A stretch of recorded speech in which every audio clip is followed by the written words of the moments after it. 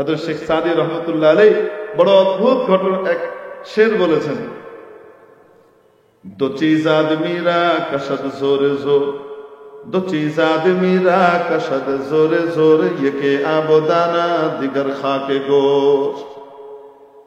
দুটি বস্তু মানুষকে অত্যন্ত তীব্র গতিতে আকর্ষণ করতে থাকে নিজের দিকে। একটা হলো তার রিজিক, তার দানা পানি, আরেকটা হলো তার কবরের মাটি। তাকে আকর্ষণ করে, যথাসময়ে তাকে ওই জায়গায় পৌঁছাতে হবে। একবার আমি এখানে মাহফিলে এসেছিলাম, অনেক আগের কথা।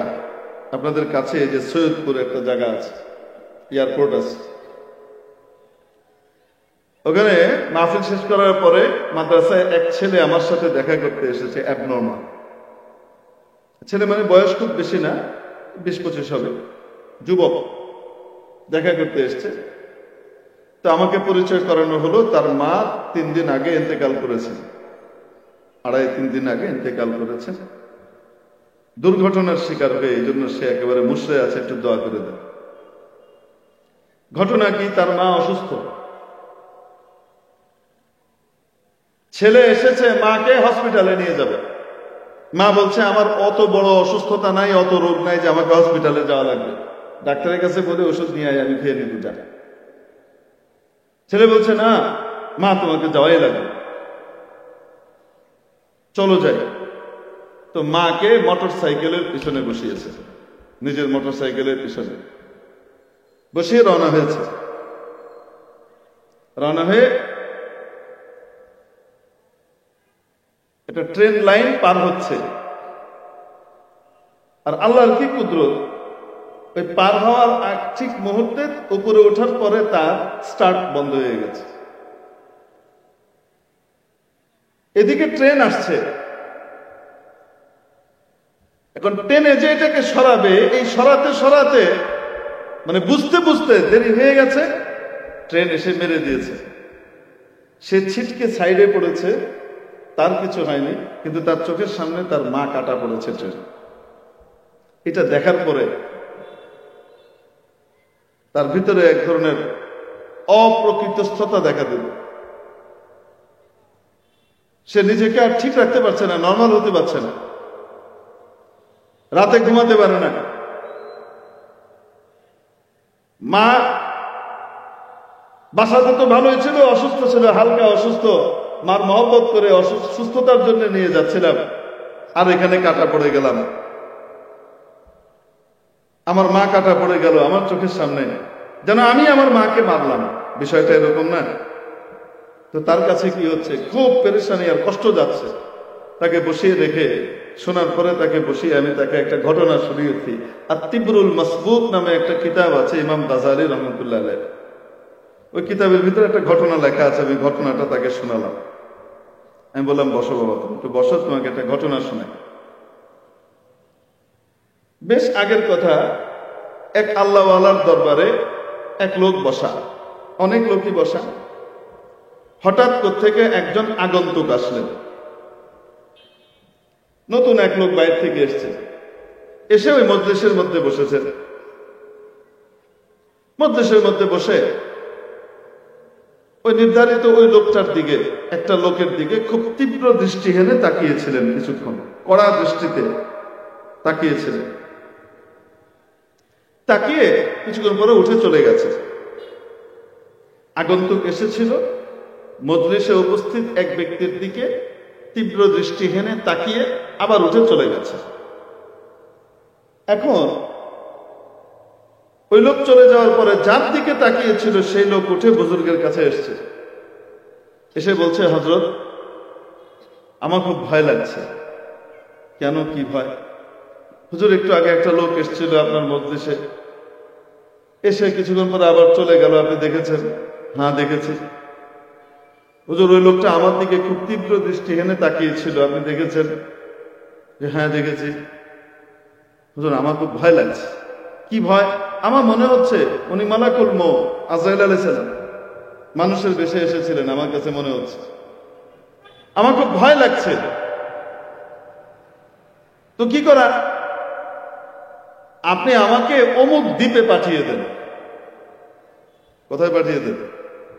অমুক দ্বীপে পাঠিয়ে দেন। একটা দ্বীপের কথা বলল, অমুক দ্বীপে আপনি পাঠিয়ে দেন যেন উনি আমাকে ওখানে খুঁজে না পান। উনি তো আবার আসবে, যদি আমার মত লেখা থাকে তো এখানে এসে তো আমাকে খুঁজবে, অতএব যেন খুঁজে না পান তো আমাকে ওই জায়গাতে পাঠিয়ে দেন, আমি মৃত্যু থেকে বাঁচতে চাচ্ছি।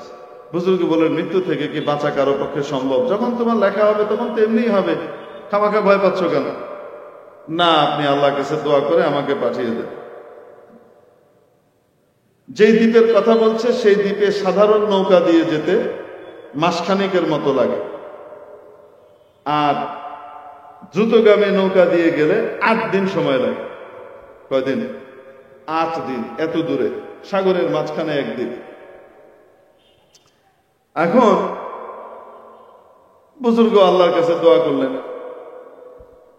ইয়া আল্লাহ, আপনার এই বান্দা ভয় পাচ্ছে, আপনি দয়া করে তাকে ওইখানে পৌঁছার ব্যবস্থা করে দেন। তার আগে বুজুর্গ বলছে যে আমি তোমাকে ওইখানে পৌঁছাবো কেমনে, আমার কি পৌঁছানোর ক্ষমতা আছে নাকি? বলছে না, আপনি বাতাসকে আদেশ করেন, বাতাস নিয়ে যাবে। উনি বললেন, বাতাস কি আমার কথায় চলে? ওই লোক নাছড় বান্দা, সে বলে যে না, বাতাস আপনার কথায় চলে না, কিন্তু বাতাস যার কথায় চলে সেই আল্লাহর সাথে আপনার সম্পর্ক আছে, আপনি আল্লাহর কাছে বলেন, আল্লাহ কবুল করবেন।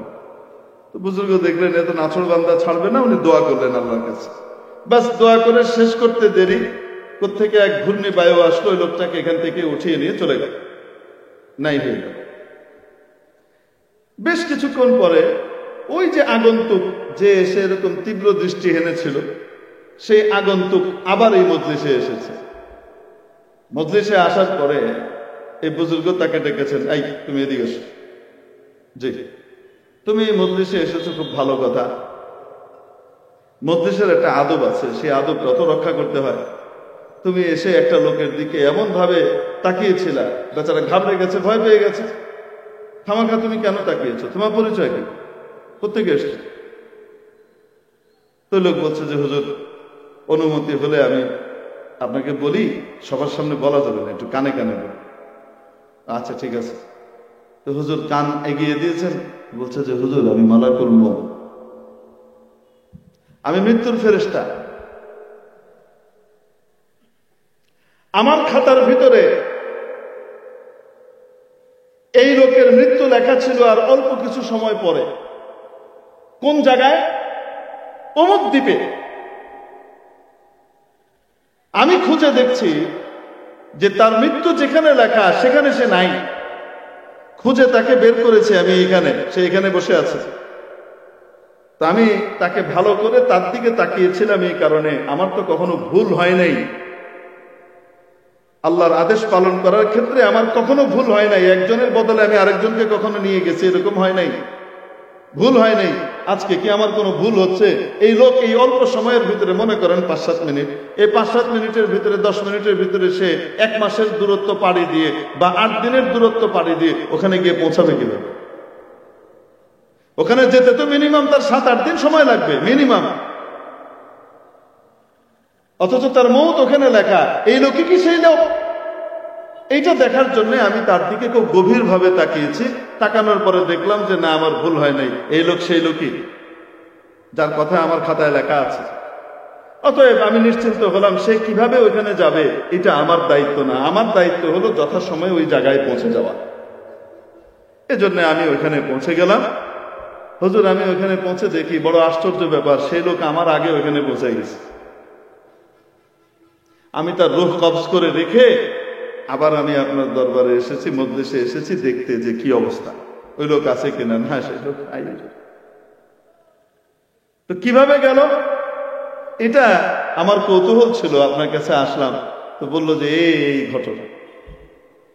এখন বলেন দেখি, যেখানে যার মউত লেখা আছে, যেই জায়গাতে তার বর্ডার দেওয়া আছে, ভিসা শেষ, এই বর্ডার দিয়ে তাকে দুনিয়া থেকে বেরোতে হবে, সেই বর্ডারের যথাসময়ে তাকে থাকতেই হবে, ঠিক কি ঠিক না? আমি বাবুকে বললাম, বাজান তুমি এত বেশি কষ্ট পেও না, অবশ্যই তোমার মা দুনিয়া থেকে চলে গেছেন, এজন্য তোমার অনেক কষ্ট হবে নিঃসন্দেহে। এই সান্ত্বনা দেওয়ার ভাষা আমার কাছে নাই, কিন্তু তুমি যে তোমার মাকে নিয়ে আসছিলা, মার খেদমত করবার জন্য করার কারণে যে সওয়াব আল্লাহর পক্ষ থেকে আসা সেটার পরিপূর্ণই তুমি পাবা। মায়ের দোয়াও তুমি পরিপূর্ণ পেয়েছো, কোনো সন্দেহ নাই। তবে তোমার আম্মা জানের এইখানে শাহাদাত লেখা ছিল, যে এখানে এসে তিনি হঠাৎ। প্রিয় উপস্থিতি,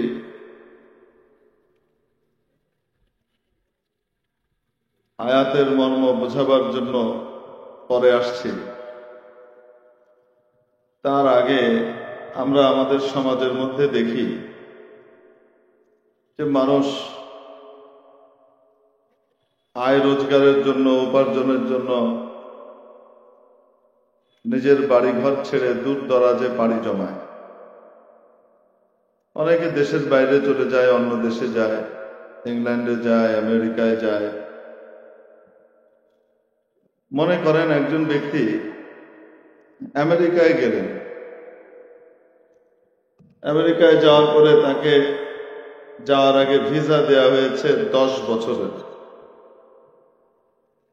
এবং জানিয়ে দেওয়া হয়েছে এটাই শুরু, এটাই শেষ, এরপরে আর ভিসা বাড়বে না,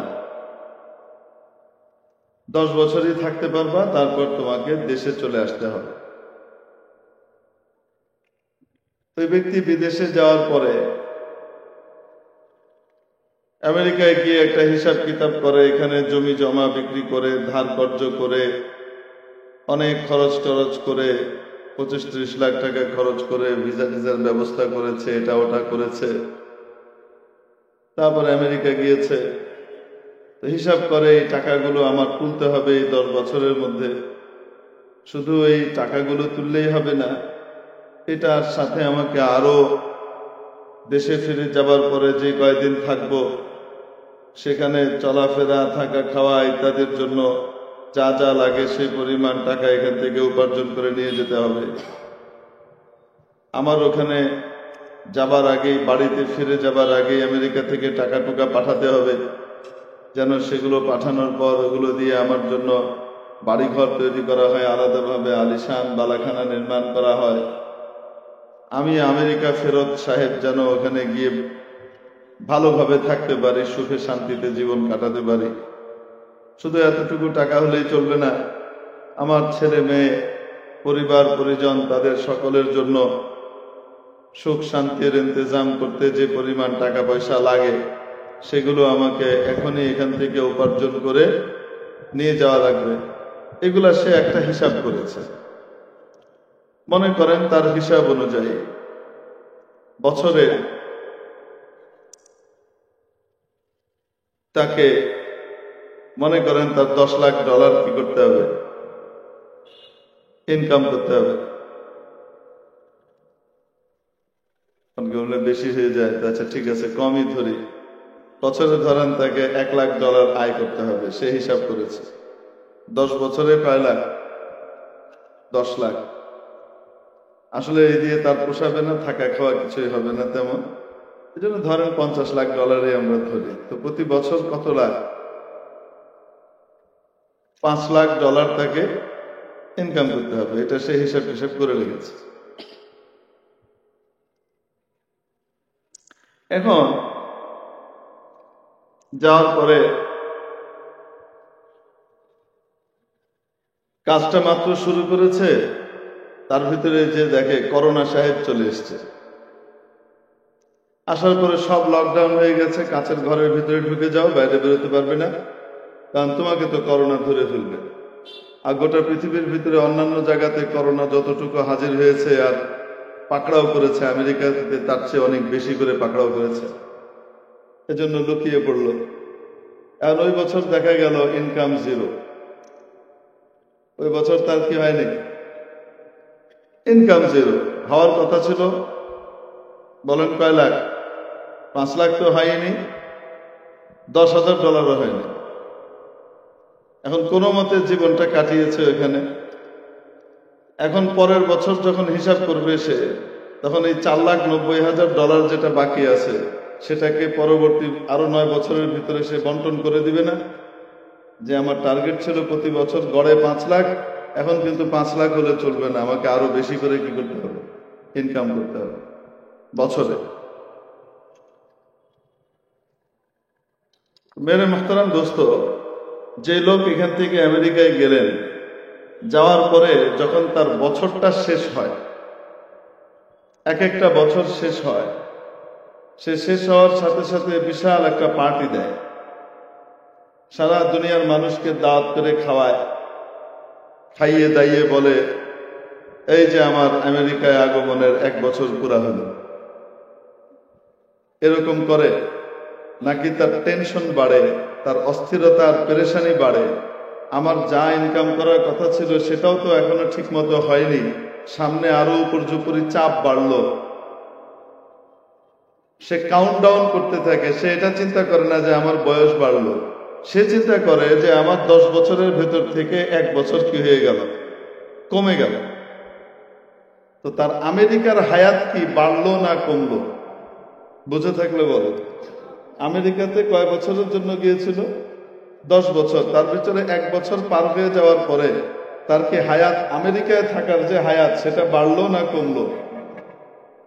বলেন। কমলো, বাস্তবে কমলো। বাইরের মানুষ দেখবে যে সে 1 বছর থেকে আমেরিকায় থাকে, 2 বছর পার হলে আরেক বোকা বলবে 2 বছর থেকে আমেরিকায় থাকে, তার বয়স বেড়ে গেছে। কিন্তু আসলে কি বয়স বেড়েছে না কমেছে? إن عدة الشهور عند الله 12 شهرا في كتاب الله يوم خلق السماوات والأرض منها 4 حرم। নিশ্চয়ই রব্বুল আলামিন যেদিন আসমান আর জমিনকে তৈরি করেছিলেন, সেদিনই নির্ধারিত করে দিয়েছিলেন বছর হবে কয় মাসের। কয় মাস? আল্লাহর কাছে আল্লাহ বছরের হিসাব করে ফেলেছেন। কয় মাসে বছর হবে? 12 মাসে বছর হবে। মিনহা, এই 12 মাসের ভিতরে আরবাআতুন হুরুম, 4টি মাস বিশেষভাবে সম্মানিত। কয়টি মাস? 4টি মাস বিশেষভাবে সম্মানিত। যেদিন আল্লাহ রাব্বুল আলামিন আসমান জমিন তৈরি করেছিলেন, তখন থেকেই কি করে ফেলেছেন, নির্ধারণ করে দিয়েছেন এটা। তাহলে বছর কয় মাসে হয়? 13 মাসে না 14 মাসে? কয় মাসে হয়? এই যে 4টে মাস বিশেষভাবে পবিত্র এবং সম্মানিত, আল্লাহ রাব্বুল আলামিন বললেন সেই 4টি মাস কোনটা বলবো? জিলকদ, আমরা বাংলায় বলি জিলকদ, জিলহজ, মুহররম, রজব, যুলকাদা, যুলহিজ্জা, মুহররম, রজব ও মুদার। কয়টা মাস? 4টা মাস বিশেষভাবে সম্মানিত আল্লাহ করে দিয়েছেন এটা। মেরে মুহতারাম দোস্ত, বলছিলাম আমাদের যখন দুনিয়াতে আমরা আসি, আমরাও কিছু দিনের জন্য ভিসা নিয়ে এসেছি। আমাদের প্রত্যেককেই নির্ধারিত মেয়াদের ভিসা দেয়া হয়েছে। যার যখন ভিসার মেয়াদ শেষ হবে, তাকে এখান থেকে ওই জগতে পাড়ি জমাতে হবে। এই ভিসা স্ট্যাম্পিং করে দেওয়া হয় কখন? নবী পাক সাল্লাল্লাহু তাআলা আলাইহি ওয়াসাল্লাম হাদিস শরীফে ইরশাদ করেন, মানুষ যখন তার মায়ের পেটে উদর জগতে 4 মাস পার করে, তার মায়ের পেটে যখন তার কয় মাস হয়ে যায়? 4 মাস হয়ে যায়, 1 মাস 20 দিন পার হয়, আল্লাহ তাআলা তার জন্য একজন ফেরেশতাকে পাঠান এবং আদেশ করেন, এই এই কয়টা জিনিস লিখে দাও, তার জন্য বরাদ্দ করে দাও, 4টা জিনিস লিখো। তার ভিতরে একটা হলো তার হায়াত কতদিন এখানে থাকবে, দুনিয়াতে তার মেয়াদ কতদিন হবে, কবে এখান থেকে যাবে। তাহলে প্রত্যেকের ভিসা, দুনিয়াতে থাকার যে ভিসা আর মেয়াদ, এটা দিয়ে দেওয়া হয়েছে, এই অনুমতি পত্র দেওয়া হয়েছে কখন? দুনিয়াতে এখনো সে আসে নাই, তার আগেই মায়ের পেটেই দিয়ে দেওয়া হয়েছে। কেউ 80 বছরের জন্য এসেছে, কেউ 70 বছর সময় পেয়েছে, কাউকে মাত্র 10 বছর মেয়াদ দেওয়া হয়েছে, কাউকে 2 দিন বয়স দেওয়া হয়েছে, কাউকে আবার 120 বছর হায়াত দেওয়া হয়েছে। কতদিন কার হায়াত হবে কেউ জানে না, তবে গড় আয়ু, কতদিন আয়ু নিয়ে আমরা এসেছি, কে কতদিন আয়ু নিয়ে এসেছি আর কে কতদিনের ভিসা নিয়ে দুনিয়াতে এসেছি, আমরা কেউ জানি? আসতে বলেন। এসেছি কেন? এবার একটু চলেন আমরা ওই আমেরিকায় আবার চলে যাই। একজন মানুষ আমেরিকায় গেল 10 বছরের ভিসা নিয়ে। সেখান থেকে সে হিসাব করেছে তার 10 বছর পরে বাংলাদেশে ফিরে এসে সারা জীবনের যত প্রয়োজন আছে সেই প্রয়োজন তাকে ওখান থেকে ইনকাম করে নিয়ে আসা লাগবে। ওখান থেকে বাংলাদেশে তার অ্যাকাউন্ট আছে ব্যাংকে, সেই ব্যাংক অ্যাকাউন্টে সে কি পাঠায়? টাকা পাঠায়। যত বেশি সমৃদ্ধ হবে তার অ্যাকাউন্ট, তত বেশি সে সুখ স্বাচ্ছন্দ্যের জীবন কাটাবে, এটা সে জানে। ওখানে যাওয়ার পরে সে চোখ ধাঁধানো শপিং মল, চাকচিক্যময় রাস্তা, নাইট ক্লাব আর বার, দামি দামি গাড়ি, আলিশান বাড়ি, দামি দামি 5 স্টার বা 7 স্টার হোটেল, সব কিছু তার চোখের সামনে থাকে, কিন্তু সেগুলা দিয়ে সে বিভ্রান্ত হয় না। সে তার টার্গেট ঠিক করে রাখে, এখানে আমি মৌজ মস্তি আরামায়েশ করবার জন্য আসি নাই, আমি এখানে এসেছি কাজ করবার জন্য। যত বেশি ইনকাম করব তত বেশি আমি আমার বাড়িতে সুখে শান্তিতে থাকবো। এত কিছু থাকে, কত পার্টি চলছে, এটা হচ্ছে সেটা হচ্ছে, সে সেদিকে তাকাই না। তার একটাই টার্গেট, আমাকে ডলার ইনকাম করতে হবে, আমাকে ইনকাম করতে হবে, আর আমার দেশে আমাকে পাঠাতে হবে। আমি যত বেশি পাঠাবো তত বেশি জমি আমার নামে ওখানে কিনা হবে, তত বড় বড় দালান আমার নামে করা হবে। ওখানে একদম শহরের কেন্দ্রস্থলে আমার জন্য বিরাট একটা মার্কেট আমার টাকা দিয়ে করা হবে। যত টাকা পাঠাবো সেগুলা দিয়ে ওখানে জমা হবে, আমি দেশে গিয়ে আরামায়েশে ট্যাঙের উপরে ট্যাং করে খাবো। দুই ব্যক্তি গেল। এক ব্যক্তি ওখানে যাওয়ার পরে সে হিসাব কিতাব করে দেখলো যে আমাকে খাটাখাটনি করে এই পরিমাণ ডলার ইনকাম করতে হবে, এটার জন্য সে অস্থির হয়ে গেল। এবং অস্থির হওয়ার পরে এই দামি দামি সুন্দর সুন্দর এই সেই জিনিসপত্র, এগুলা তাকে আকর্ষণ করে না, তাকে আকর্ষণ করে কোথায় কাজ আছে আর সেই কাজ করে আমি টাকা ইনকাম করব। সে কাজ করতে গিয়ে তার যে ডিগ্রি, তার যে স্ট্যাটাস, সেই স্ট্যাটাস অনুযায়ী যদি কাজ পায় তাও করে, ওই স্ট্যাটাস অনুযায়ী যদি কাজ না পায়, নিম্ন স্তরের কাজ পায় সেটাও করে। ইঞ্জিনিয়ার সাহেব এখান থেকে বড় ডিগ্রি নিয়ে গিয়েছেন, গিয়ে চাকরির যাওয়ার সাথে সাথে পান নাই। এখন কি করবেন? পেট্রোল পাম্পে কর্মচারী হয়ে গাড়ির ভিতরে কি করছেন? পেট্রোল ভরছেন। এরকম ঘটনা বিদেশে ঘটে কি ঘটে না? কেউ এটাকে খারাপও মনে করে না। হোটেলের বেয়ারার কাজ করেন, MBA করা মানুষ, MBBS ডাক্তার, তারপরে আপনার BSc ইঞ্জিনিয়ার, MS করা ইঞ্জিনিয়ার, গিয়ে ওখানে হোটেলের বেয়ারার কাজ করে, 5 মাস খাটে। জি স্যার, কি কি লাগবে? এই নিয়ে আসো।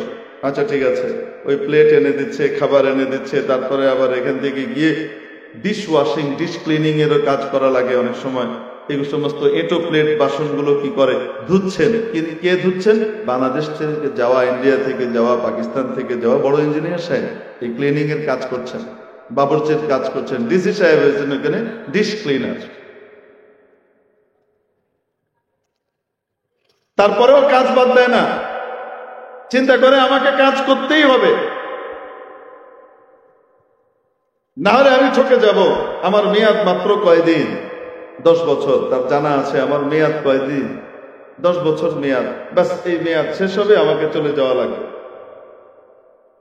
মেরে মুহতারাম দোস্ত, এক এক বছর যখন শেষ হয় সে আনন্দ উল্লাস করে না, বরং সে কাউন্ট ডাউন করে আর হিসাব করে যে আমার 10 বছরের 1 বছর শেষ হয়ে গেছে, বাকি আছে মাত্র কত?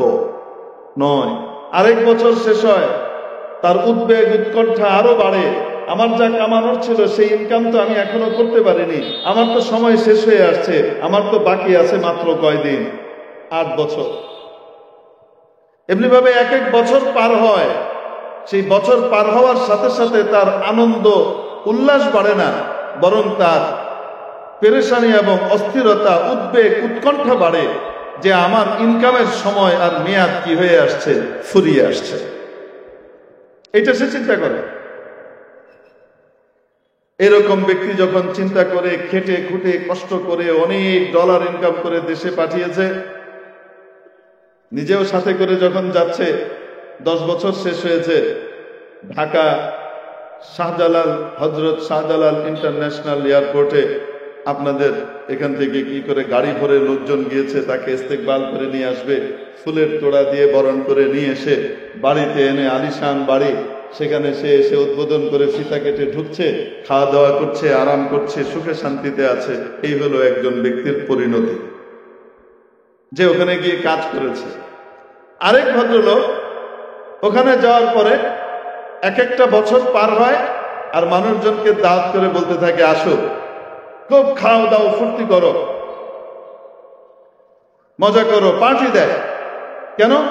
আমেরিকায় আমার 1 বছর হলো, আমেরিকায় আমার 2 বছর হলো, আমেরিকাতে আমার 3 বছর হলো। সে খুব খুশি। আসলে বয়স বাড়ছে না, বয়স কমছে। বলেন না কেন? বয়স আসলে আমেরিকার বয়স কি বাড়ছে না কমছে? কমছে দিন দিন। কিন্তু সে বাহ্যিক রূপটা দেখে, ভেতরেরটা দেখে না। ইনকাম টিনকাম তেমন কিছু করে না। এখান থেকে টাকা পয়সা যা নিয়ে টিয়ে গিয়েছিল সেগুলাকে উড়িয়েছে, আরামায়েশ মৌজ ফুর্তি করেছে, মস্তি করেছে। আরো কিছু ঋণ টিন বোঝা মাথায় করে নিয়ে এখন যখন ফিরে আসছে, আসার সময় তার কাছে কোনো কি নাই। এমন দামি দামি খাবার সে খাবে, এমন হাই কোয়ালিটির খাবার খাবে যে সেই খাবার পেটে যাওয়ার পরে কোনো। আমাদের দেশে তো মাশাআল্লাহ একটু বড় জিনিস উদ্বোধন একবারে হয় না, উদ্বোধন কয়েকবারে করা লাগে। পদ্মা সেতুর উদ্বোধন রেডি হয়নি, অর্ধেক কোনো মতে যায়, আর অর্ধেক দিয়ে গাড়ি যেতে পারে না। নাট বল্টু তখন মানে টাইটও দেওয়া হয়নি, ঢিলে ঢালা, মোটরসাইকেলওয়ালা গিয়ে হাত দিয়ে ফিরেও ফেলে। এই অবস্থায়ও একটা উদ্বোধন হয়ে গেল। বলেন না কেন? নাকি হয় নাই? যাই হোক, মাশাআল্লাহ, আলহামদুলিল্লাহ, উদ্বোধন হয়ে যাওয়ার কারণে তো আমরা একটা সাইড দিয়ে হলেও তো যাইতে আসতে পারছি, শুক্রিয়া। যদিও প্রথম কয়েকদিন পারি নাই, শুধু উদ্বোধনের চেহারাই দেখছি। এখন মোটামুটি মনে হয় সবকিছু ঠিকঠাক হয়ে গেছে, আলহামদুলিল্লাহ। আবার আরেকবার উদ্বোধন হলো। হইতে পারে 1 বছর পুরা হওয়ার পরে আরেকবার উদ্বোধন হবে, পাওয়া যায় না। তো সাদ্দাত নিয়ে আবার এটা করে না। সাদ্দাত সাহেব একবারে পুরা রেডি হওয়ার পরে উদ্বোধন করার জন্য সে ভেতরে যাচ্ছে, জান্নাতে ঢুকছে, সে তার বানানো জান্নাত। জান্নাতে তাকে যারা অভ্যর্থনা জানাবে, নবীদের বর্ণনা অনুযায়ী এইভাবে, ওয়াসিকাল্লাযীনা তাকাউ রাব্বাহুম ইলাল জান্নাতি যুমারা, জান্নাতের দিকে দলে দলে মুত্তাকিনকে কি করা হবে? ইস্তেকবাল করে নিয়ে যাওয়া হবে। এই একই সিকা, এটা আবার অন্য অর্থে ব্যবহৃত হবে যখন ওয়াসিকাল্লাযীনা কাফারু ইলা জাহান্নামা যুমারা, তখন টেনে হিঁচড়ে নিয়ে যাওয়ার অর্থ হবে। এখন ইস্তেকবাল করে নিয়ে যাওয়ার পার্টিও আছে, তার দেহরক্ষী বাহিনীও আছে। এত বড় বাদশা ভেতরে ঢুকবার জন্য যখন একেবারে তার দরজা দিয়ে সে ঢুকবে, ঠিক ওই সময় প্রত্যেকে জীর্ণ শীর্ণ পোশাক পরিহিত এক লোক এসেছে। ওই লোক কারো কোনো কিছুর পরোয়া না করে সমস্ত দেহরক্ষী বাহিনীর ভেতর দিয়ে হেঁটে সোজা বাদশার ঘোড়া পর্যন্ত চলে এসেছে। অদ্ভুত ব্যাপার হলো, বাদশার কাছ পর্যন্ত চলে গিয়েছে এবং গিয়ে বাদশার যে ঘোড়ার লাগাম আছে সেটা এভাবে ধরেছে। ধরার পরে বলছে, আপনার সাথে আমার জরুরি কথা আছে। সাদ্দাত খেপে গেছে। আচ্ছা, বড় কৌতুক বোধ করছি আমি, আমার সাথে তোমার জরুরি কথা? তোমার এত বড় স্পর্ধা, সাহস, তুমি এসে আমার সামনে আমার ঘোড়ার লাগাম ধরেছ, কার অনুমতিতে তুমি এসেছো? সে বলছে যে আমার জরুরি কথা আছে, আপনি একটু মাথাটা নামান, আমি কানে কানে বলি। তুমি কার অনুমতিতে এসেছো? জীর্ণ শীর্ণ পোশাকওয়ালা বলছে, কোন রাজ দরবারে যাবার জন্য আমার কোনো অনুমতির প্রয়োজন হয় না, আমি সেই লোক। বাদশার ভেতরে এক ধরনের ভয় ধরে গেল। এত দুঃসাহসী মানুষ, যে হাতে কোনো অস্ত্র নাই, কিচ্ছু নাই, খালি হাতে আমার অস্ত্র শস্ত্র সশস্ত্র বাহিনীর সামনে দিয়ে এসে এইভাবে ধরে ফেললো। নিশ্চয়ই তার ভেতরে কোনো কিছু একটা আছে। আচ্ছা ঠিক আছে বলো। স্বর নরম করে কানের কাছে নিয়ে গেছে, মুখের কাছে কানটা নিয়েছে।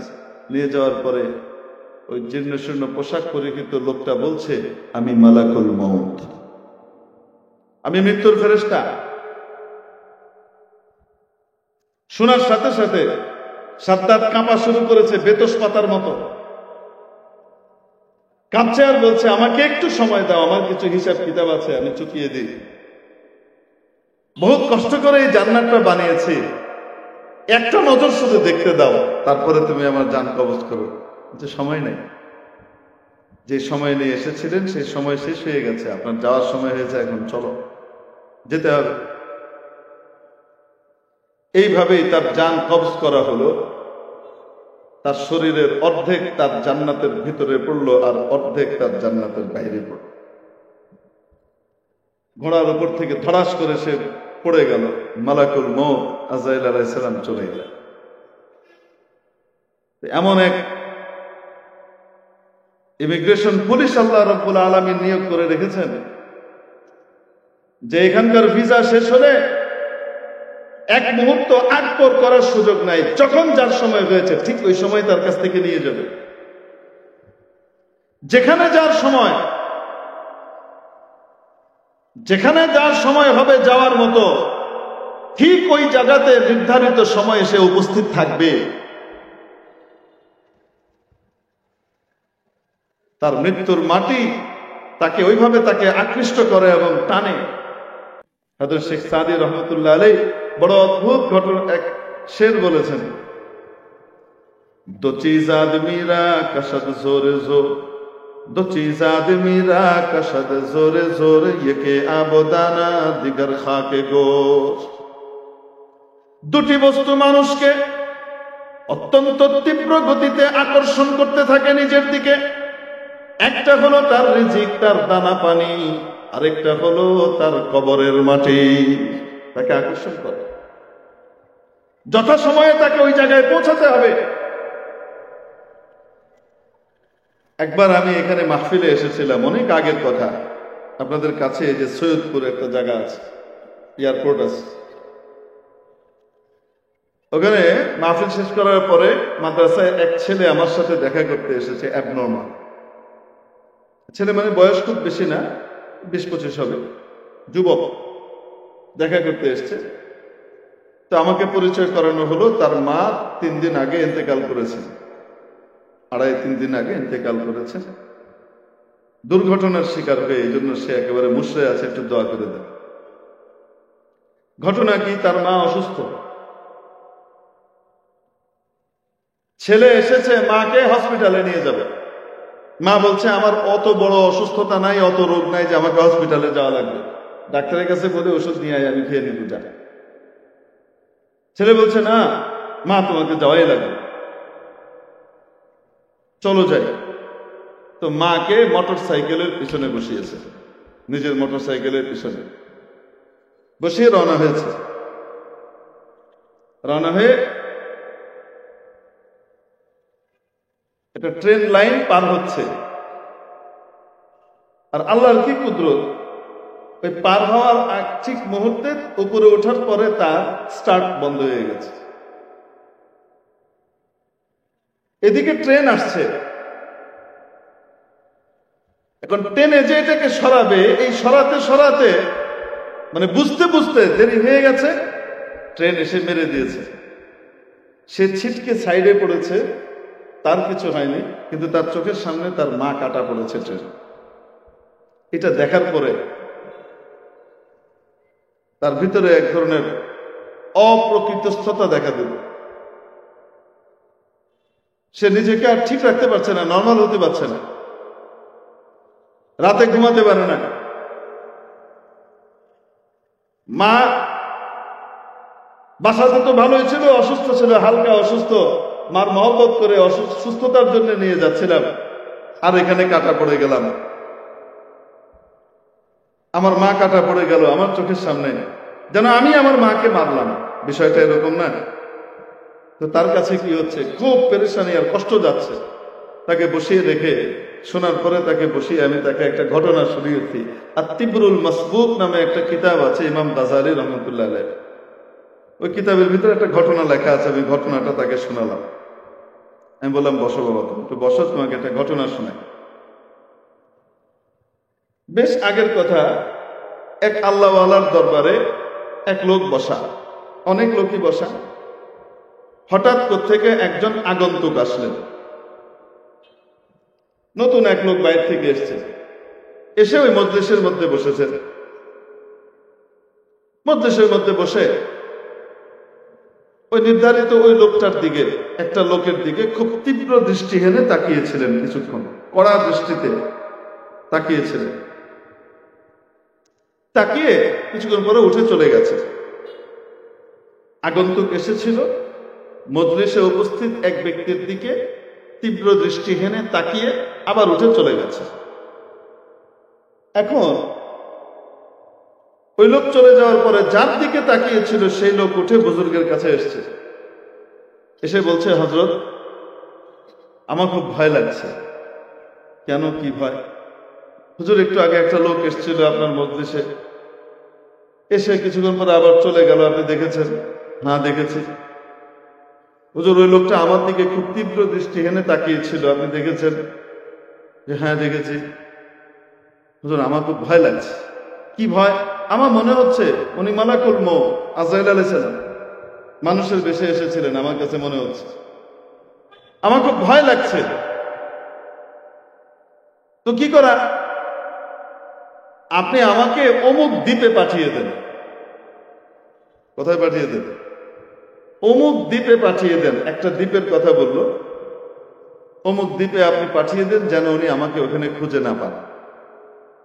উনি তো আবার আসবে, যদি আমার মত লেখা থাকে তো এখানে এসে তো আমাকে খুঁজবে, অতএব যেন খুঁজে না পান, তো আমাকে ওই জায়গাতে পাঠিয়ে দেন। আমি মৃত্যু থেকে বাঁচতে চাচ্ছি। বুজুর্গ বলেন, মৃত্যু থেকে কি বাঁচা কারো পক্ষে সম্ভব? যখন তোমার লেখা হবে তখন তো এমনিই হবে, খামাখা ভয় পাচ্ছ কেন? না, আপনি আল্লাহর কাছে দোয়া করে আমাকে পাঠিয়ে দেন। যেই দ্বীপের কথা বলছে সেই দ্বীপে সাধারণ নৌকা দিয়ে যেতে মাসখানেকের মতো লাগে, আর দ্রুতগামী নৌকা দিয়ে গেলে 8 দিন সময় লাগে। কয়দিন? 8 দিন। এত দূরে, সাগরের মাঝখানে একদিন। এখন বুজুর্গ আল্লাহর কাছে দোয়া করলেন, ইয়া আল্লাহ, আপনার এই বান্দা ভয় পাচ্ছে, আপনি দয়া করে তাকে ওখানে পৌঁছার ব্যবস্থা করে দেন। তার আগে বুজুর্গ বলছে যে, আমি তোমাকে ওখানে পৌঁছাবো কেমনে? আমার কি পৌঁছানোর ক্ষমতা আছে নাকি? বলছে, না, আপনি বাতাসকে আদেশ করেন, বাতাস নিয়ে যাবে। উনি বললেন, বাতাস কি আমার কথায় চলে? ওই লোক নাছড় বান্দা, সে বলে যে, না, বাতাস আপনার কথায় চলে না, কিন্তু বাতাস যার কথায় চলে সেই আল্লাহর সাথে আপনার সম্পর্ক আছে। আপনি আল্লাহর কাছে বলেন, আল্লাহ কবুল করবেন। বুজুর্গ দেখলেন এত নাছড় বান্দা ছাড়বে না, উনি দোয়া করলেন আল্লাহর কাছে। বাস দোয়া করে শেষ করতে দেরি, কোত্থেকে এক ঘূর্ণি বায়ু আসলো, ওই লোকটাকে এখান থেকে উঠিয়ে নিয়ে চলে গেল, নাই হয়ে গেল। বেশ কিছুক্ষণ পরে ওই যে আগন্তুক যে এসে এরকম তীব্র দৃষ্টি হেনেছিল, সেই আগন্তুক আবার এই মজলিসে এসেছে। মজলিসে আসার পরে এই বুজুর্গ তাকে ডেকেছেন, এই তুমি এদিকে এসো। জি, তুমি এই মজলিসে এসেছো, খুব ভালো কথা। মজলিসের একটা আদব আছে, সেই আদবটা তো রক্ষা করতে হয়। তুমি এসে একটা লোকের দিকে এমন ভাবে তাকিয়েছিলা, বেচারা ঘাবড়ে গেছে, ভয় পেয়ে গেছে। খামাখা তুমি কেন তাকিয়েছো? তোমার পরিচয় কি? কোত্থেকে এসছো? তো লোক বলছে যে, হুজুর, অনুমতি হলে আমি আপনাকে বলি। সবার সামনে বলা যাবে না, একটু কানে কানে বলি। আচ্ছা, ঠিক আছে। তো হুজুর কান এগিয়ে দিয়েছেন, বলছে যে, হুজুর, আমি মালাকুল মউত, আমি মৃত্যুর ফেরেশতা। আমার খাতার ভিতরে এই লোকের মৃত্যু লেখা ছিল আর অল্প কিছু সময় পরে। কোন জায়গায়? অমুক দ্বীপে।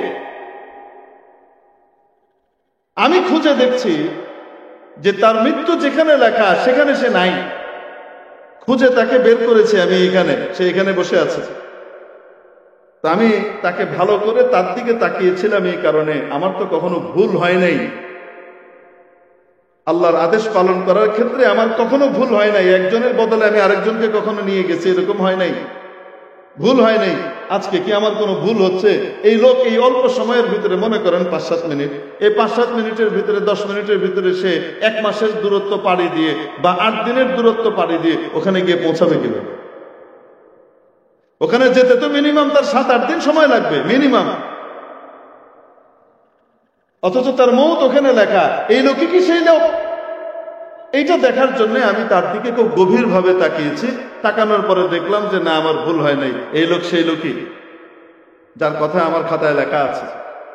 অতএব আমি নিশ্চিন্ত হলাম, সে কিভাবে ওইখানে যাবে এটা আমার দায়িত্ব না, আমার দায়িত্ব হলো যথাসময়ে ওই জায়গায় পৌঁছে যাওয়া। এজন্য আমি ওইখানে পৌঁছে গেলাম। হুজুর, আমি ওইখানে পৌঁছে দেখি বড় আশ্চর্য ব্যাপার, সেই লোক আমার আগে ওইখানে পৌঁছে গেছে। আমি তার রূহ কবজ করে রেখে আবার আমি আপনার দরবারে এসেছি, মজলিসে এসেছি দেখতে যে কি অবস্থা, ওই লোক আছে কিনা। না, সেই লোক নাই। তো কিভাবে গেল এটা আমার কৌতূহল ছিল, আপনার কাছে আসলাম। তো বললো যে এই ঘটনা। এখন বলেন দেখি, যেখানে যার মৌত লেখা আছে, যেই জায়গাতে তার বর্ডার দেওয়া আছে, ভিসা শেষ, এই বর্ডার দিয়ে তাকে দুনিয়া থেকে বেরোতে হবে, সেই বর্ডারের যথাসময়ে তাকে থাকতেই হবে, ঠিক ঠিক না? আমি বাবুকে বললাম, বাজান তুমি এত বেশি কষ্ট পেও না, অবশ্যই তোমার মা দুনিয়া থেকে চলে গেছেন, এজন্য তোমার অনেক কষ্ট হবে নিঃসন্দেহে, এই সান্ত্বনা দেওয়ার ভাষা আমার কাছে নাই।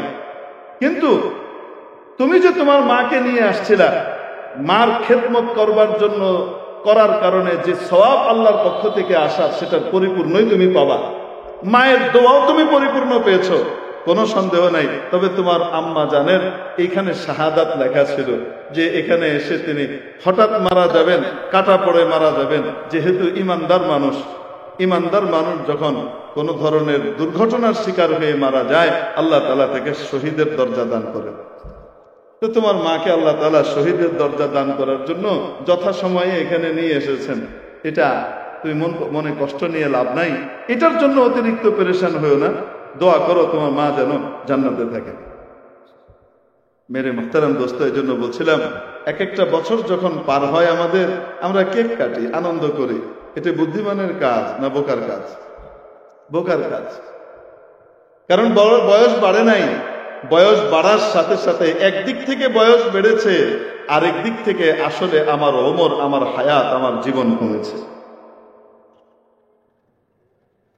আমি তো শেষ করে দিচ্ছি, বন্ধ করে দেব, হুজুরকে নিয়ে আসতে হবে। তো আমি এখানে মাঝখানে ছেড়ে দিলে তখন তো মজমা নষ্ট হবে।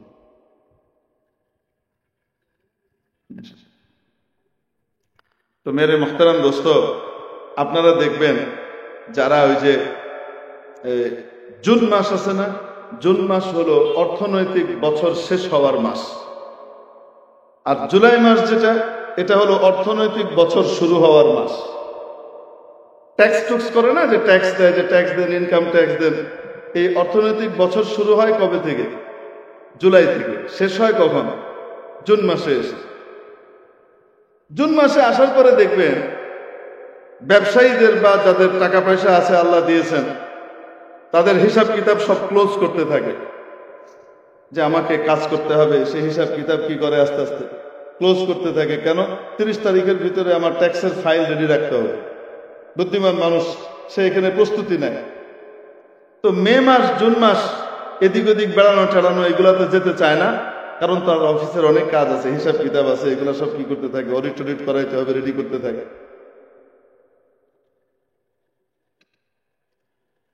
এটা তার কাজের মাস থাকে। ট্যাক্স দিতে দিতে দিতে জুলাই মাস আসে, এই জুলাই মাসে তার ট্যাক্স দিয়ে সে ফ্রি হয়ে যায়। মেরে মুহতারাম দোস্ত, ঠিক তেমনি ভাবে আরবি বছরের মাস কয়টা? 12টা। শেষ 2 মাস হলো জিলকদ, জিলহজ। শেষ 2 মাস হলো জিলকদ আর জিলহজ। তারপরের মাস, প্রথম মাস, বছরের প্রথম মাসের নাম কি? আসতে বলেন। মুহররম। মুহররম মাস এলো বলে আগামীকাল থেকে সম্ভবত মুহররম শুরু হবে। তো এই মাসগুলো কাজের মাস আল্লাহ দিয়ে রেখেছেন, বিশেষ মাস, নেক আমলের মাস, সোয়াবের মাস, অন্যায় এবং গুনাহ থেকে তওবা করার মাস। মুহররম মাসের 10 তারিখে আল্লাহ তাআলা রোজা দিয়েছেন, একদিন আগের একদিন পরের সাথে মিলিয়ে রোজা রাখতে হয়। মুহররম মাসের 10 তারিখ আশুরার দিন রোজা, একদিন আগ অথবা একদিন পর, 9, 10 অথবা 10, 11। আল্লাহ তাবারাকা ওয়া তাআলা আমাদেরকে মুহররম মাসকে কাজে লাগাবার তৌফিক দান করেন, আমাদের জীবন